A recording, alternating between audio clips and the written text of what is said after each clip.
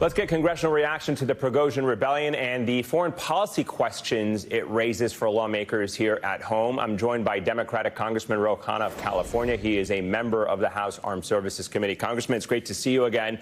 Thank you for making time for us. So I know it has been an eventful 24 hours, and it's, hard at times to know what exactly has been happening inside Russia. But I wanted to just get your reaction, your response, broadly speaking, to what we have seen today and what this all means.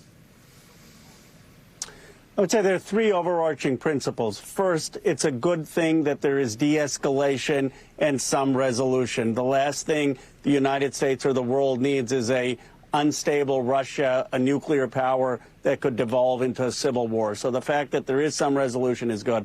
Second, we need to applaud President Biden's leadership. He gathered all the intelligence. He got all our allies on the phone right away, and he has been restrained and mature in judgment, not aggravating the situation, not provoking the situation. And third, he has reaffirmed our commitment, NATO's commitment to stand by Ukraine. And that, I think, was very important. The Wagner mercenaries' armed mutiny is being widely described as the most significant challenge to Vladimir Putin's hold on power in more than 2 decades. And ultimately, of course, they turned back before they made it to Moscow. Do you think this event will open the floodgates for more challenges to Vladimir Putin's rule? I mean, what kind of signal does it send to political actors both within Russia and internationally? Well, first, let me be clear that the United States policy is to stand by Ukraine to protect Ukraine's sovereignty. It has nothing to do with interfering in Russia, and the president has been very clear about that. I do think this shows that there is political disconcertment and political backlash against Putin, and that the war hasn't gone as well as Russians probably had hoped for. The fact is, it's good that the situation isn't going to devolve into a civil war, and the United States shouldn't be cheering for that. But it shows that Putin really has to consider some of the backlash of his own people. You're a member of the House Armed Services Committee. What kind of conversations do you expect to have in the coming days with your colleagues about these events? I mean, what kind of questions concerning what has happened in Russia do you have right now that you would like the administration to answer? Not in terms of answering in terms of accountability, but answer in terms of what intelligence they may be privy to that you would like to see and understand.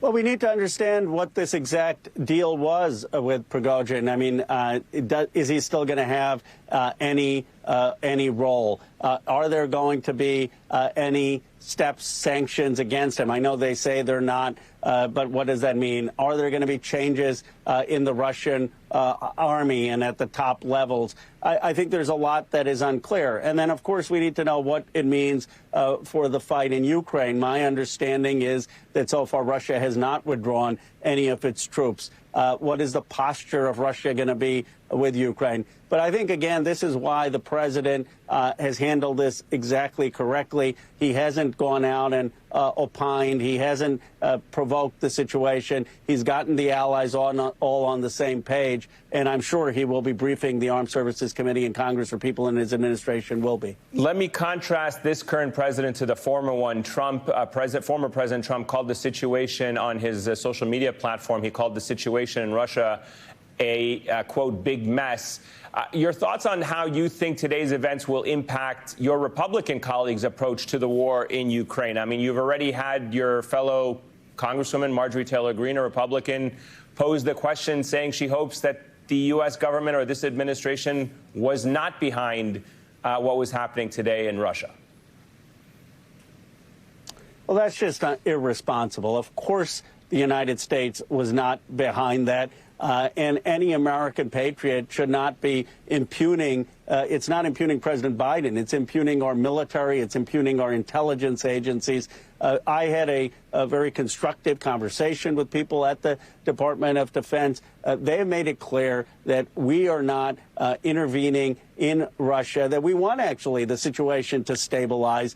What we want to make sure is a reaffirmation of our support for Ukraine, for the territorial integrity of Ukraine. And by the way, there's a very simple way for this war to end, and that is for Russia to honor Ukraine's territorial integrity. The day they do that, the war ends. And I hope that there are about 300 congresspeople, all the Democrats and about 100 Republicans who share that view. I'm hopeful that that will continue. Finally, it remains, Congressman, to be seen how the Kremlin-Wagner Group scuffle will impact the war in Ukraine, as you're talking about. You're saying it's a priority to maintain that territorial integrity. The truth is, Wagner mercenaries played a key role in Russia's invasion of Ukraine, if not the invasion, certainly afterwards. And Prigozhin, he's now criticized Putin for his poor military strategy. How do you think these latest developments actually impact the fighting on the ground? Do you see a window of opportunity that the United States and its allies could exploit to change the momentum or the dynamics on the battlefield? It's too early to speculate on that, especially because Russia so far has not withdrawn their forces from the border. Prigozhin, by many accounts, was not very effective and in some cases had an even more lethal approach than Putin when it comes to war. So I don't think we should necessarily be cheering for him. I think we need to just have a sober approach, get all the intelligence, and realize that Ukraine is still in a difficult struggle and that we need to continue to support them in this counteroffensive so that they can take back some of the land and territory that belongs to them. And I'm going to continue to stand by President Biden, but it's important to recognize why we need President Biden's leadership exactly at moments like this. All right, Democratic Congressman Khanna of California. Sir, it's always a pleasure. Thank you so much for joining us this evening. Thank you, Ayman. Thank you.